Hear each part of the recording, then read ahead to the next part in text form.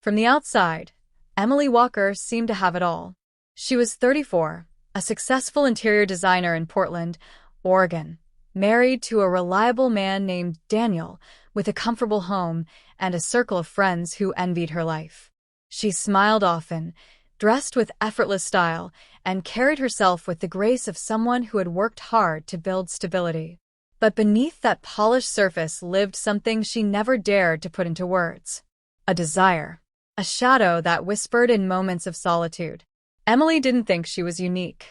In fact, she had always suspected that every woman carried this hidden fire deep within them, though most buried it so completely that even they forgot it was there. For Emily, it revealed itself in fleeting moments, when she caught a stranger's eyes lingering on her at a coffee shop, when she watched a movie with a daring heroine who took risks without fear, or when Daniel's predictable affection felt comforting but not stirring. She loved her husband, truly, she did, but sometimes love wasn't enough to silence the darker corners of the heart. Daniel was steady, kind, a man who loved to plan. Vacations were mapped out a year in advance. Grocery lists were color-coded. Their marriage was a testament to safety and routine. And while Emily appreciated his reliability, there was one truth that gnawed at her quietly. Daniel never triggered the part of her that longed to feel out of control. It wasn't about infidelity or betrayal. It was about intensity, about being seen so deeply that her walls crumbled, about being challenged in ways she couldn't predict, about being taken into moments that weren't on any of Daniel's neat schedules. But those things never came. Instead, he kissed her forehead every night, told her he loved her, and drifted into sleep while she lay awake, staring at the ceiling, wondering if she was selfish to want more. The shift began on an ordinary Friday. Emily was working on a downtown loft project when she met Jason Reed, a photographer hired to capture before and after shots for the design magazine that had commissioned the work. Jason was in his late 30s, tall, rugged in a way Daniel never was, with a kind of presence that filled the room even when he wasn't speaking. He had that air, like he wasn't afraid of anything, like he'd walked through storms and found them thrilling instead of terrifying. Emily noticed it right away, the way he didn't glance at his phone every few seconds the way most men did. He looked directly at her when she spoke, his eyes steady, almost disarming. She found herself laughing at his dry humor, the kind that caught her off guard. Jason wasn't polished like Daniel. He didn't try to impress her. And that was the dangerous part, he didn't need to. Over the following weeks, their paths crossed often as the project continued. Sometimes they'd linger after hours, talking about books, travel, music. Jason had stories, wild stories about hiking through storms in the Pacific Northwest, about photographing tribal ceremonies abroad, about quitting a job he hated with no backup plan just because he refused to waste time. Emily listened with an ache in her chest. Here was a man who lived in extremes, who didn't ask permission from life, who carried with him the exact energy she always longed for but never found in her own home. One evening, as the golden sun poured into the unfinished loft, Jason said something that lodged itself into her mind and refused to leave. "Most people live small," he said, adjusting his camera strap. "Not because they have to, but because they're scared. Scared of what it would mean if they stopped following the script.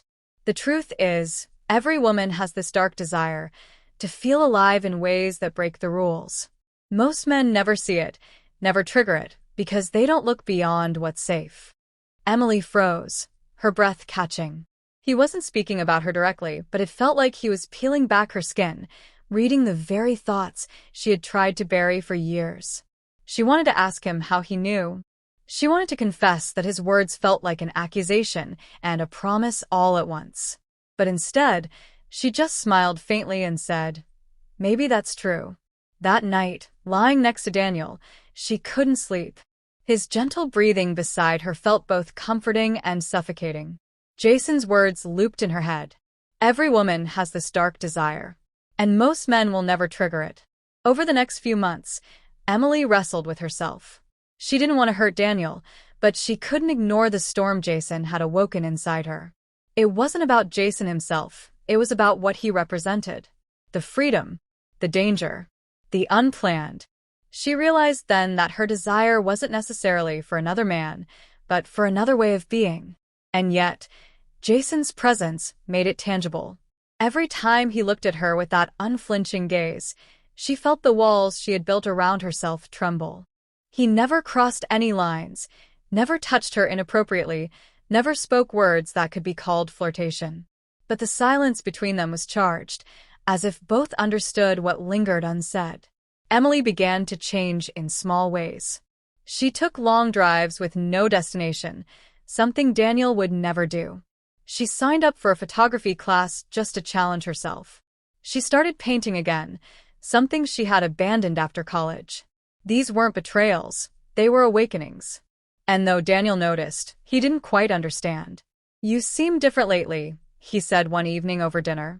"Different how?" she asked. "I don't know, more restless. Like your mind's somewhere else." Emily wanted to tell him. She wanted to explain the hunger she had been carrying, the one Jason's words had brought roaring back to life. But how could she say it?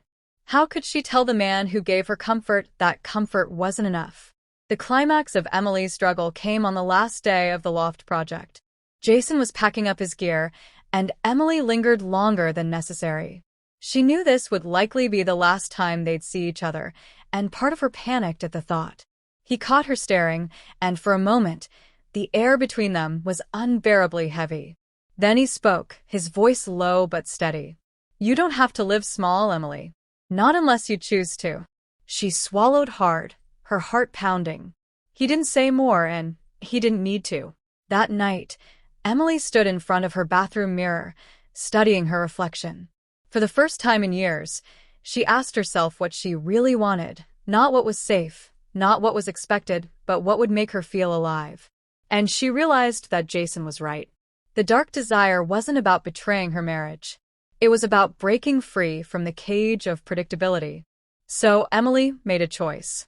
She sat Daniel down the next morning and, with trembling honesty, told him everything, not about Jason specifically, but about herself. About how she had been living half asleep, about how she longed to feel more, risk more, live more. Daniel was stunned, hurt, confused. But as days turned into weeks, he began to listen. Their marriage didn't end. Instead, it transformed. Emily pushed for spontaneity, and slowly, Daniel tried. He took her on unplanned road trips. He surprised her with a midnight picnic in their backyard. He let go of his rigid control piece by piece, because he realized that keeping Emily meant learning to trigger the fire she had hidden for too long.